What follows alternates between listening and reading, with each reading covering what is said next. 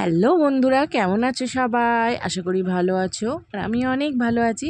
Tumpa's kitchen and ব্লগে চলে এলাম তোমাদের সাথে শেয়ার করতে।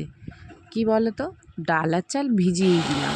বরমশাই অনেক দিন ধরে ধোসা খাবে বলছিল, তো এইভাবে ব্যাটারটা করে নেবে, ঠিক যেইভাবে ক্রিমের মতন একটু মোলায়েম হবে। আর ওর মধ্যে দিয়ে দেবে একটু জিরেটা দিয়ে বেশ করে ফেটিয়ে ঢেকে রেখে দেবো। আর একটু দিয়ে দেবো স্বাদ মতন নুন, ঢেকে এটাকে রেখে দেবো। চলো, এটা যতক্ষণ না ফার্মেন্ট হচ্ছে ততক্ষণ বানিয়ে নেব চাটনি ছাড়া তো অসম্পূর্ণ থেকেই যায়। রসুন, বাদাম, কিছু শুকনো লঙ্কা, একটু কড়াই নেড়ে নেব, দিয়ে দেবো কিছু টমেটোটাও দিয়ে ভালো করে একটু সটে করে নেবো, দিয়ে দেবো কটা টুকরো পেঁয়াজ।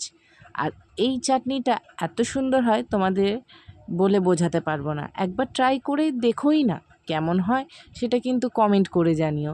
আর হ্যাঁ, চ্যানেলটা সাবস্ক্রাইব করতে ভুলো না, কিন্তু সাবস্ক্রাইব করতে পয়সা লাগে না। আর ঠিক একটু নুনও দিয়ে দেবে, দিয়ে ব্লেন্ড করে নেবে। সাবস্ক্রাইব করতে পয়সা লাগে না, লাইক করতেও পয়সা লাগে না বন্ধুরা। প্লিজ সাপোর্ট মি, আর অনেক অনেক ভালোবাসা দিও।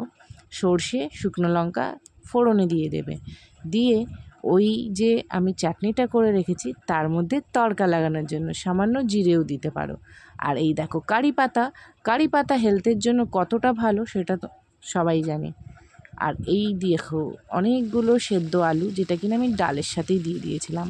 গ্যাস বাঁচাতে হবে, এখন গ্যাসের ক্রাইসিস চলছে, আর খাবারও তো ভালো খেতে হবে, না হলে আমাদের বাড়িতে যুদ্ধ বেঁধে যাবে।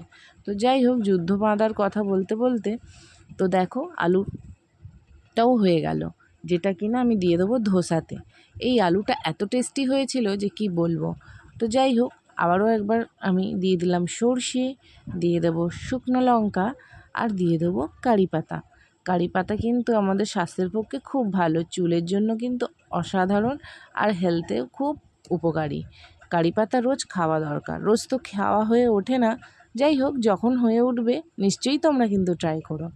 আর একটু জিরে তো দিলে তার মধ্যে স্বাদ আরও বেড়ে যায়। তো চলো, আলু হয়ে গেছে, এই যে চাটনিটা ব্লেন্ড করে রেখেছিলাম দিয়ে দিলাম উপর থেকে তড়কা। চড়বড় করছে কিন্তু, আহা হা হা, কী সুন্দর টেস্ট আর স্বাদও আছে। সেটা তোমরা একবার বাড়িতে ট্রাই না করলে বুঝতেই পারবে না। এই রকম চাটনি হয়তো খাওনি। তো দেখো, ফার্মেন্ট তো আমার এটা হয়েই গেছে, এই রকম কনসিস্টেন্সি থাকবে। তো চলো, চাটুটা গরম হয়ে গেছে, একটু জল দিয়েই দেখে নিলাম, চড়বড় করে উঠেছে কিন্তু। চাটুটা কিন্তু ভালো করে গরম করতে হবে। আর দেখো, তেল দিয়ে দিয়েছি, দিয়ে একটু বুলিয়ে নেব। আমি না পাগল হয়ে গেছি, আমার কাছে কিছুই ছিল না যে বোলাবো, শেষ পর্যন্ত তরমুজের খোসাটা গেঁথে নিয়ে করেছি। মেয়েদের মাথার বুদ্ধি সত্যি কখন যে কী করবে বোঝা যায় না। সংসারের কেরামতি সবাই জানে, আমিও একটু করে নিলাম। কিছু ছিল না, তরমুজের খোসাতেই চলো। তেলটা বুলিয়ে নেওয়ার পরে এরম একটা একটি করে ধোসা তুলে নিচ্ছি। প্রথমটা একটু ডিস্টার্ব সবারই করে, কিন্তু পরেরগুলো খুবই ভালো হয়েছিল। তো দেখো, এইবারে আমি চাটনি দিয়ে সার্ভ করব। আর তোমরা অবশ্যই জানিও কেমন হয়েছে, লাইক করতে ভুলো না কিন্তু প্লিজ বন্ধুরা। চলো, আজ খাবো ধোসা। এইভাবে প্রত্যেকটা একটি একটি করে বানিয়ে নিচ্ছি আর ওদের দিচ্ছি, ওরা টপাটপ গরম গরম খেয়ে নিচ্ছে। শেষে জানি না আমার জন্য থাকবে কি না, তার আগেই বলে দিচ্ছি, অবশ্যই পাশে থেকো আর কমেন্ট করে জানিও। আর খাবার হলে চলে এসো। এই দেখো, বলতে বলতে আমার সাম্বার ডালটাও তৈরি হয়ে গিয়েছে। চলো, সার্ভ করে দিই বরমশাইকে। এক বাটি তড়কা নিয়ে, মানে সাম্বার ডাল নিয়ে বসে গেছে, আর চাটনি।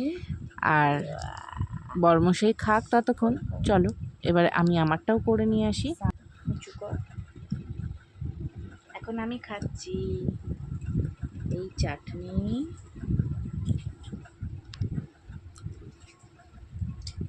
ও কেমন হয়েছে? হেভি। আর ওই সাম্বার চাটনিটা আমার এত ভালো লেগেছে যে আমি ডালের সাথেই মিশিয়ে নিয়েছি। তো কেমন হয়েছে ব্লগটা জানি।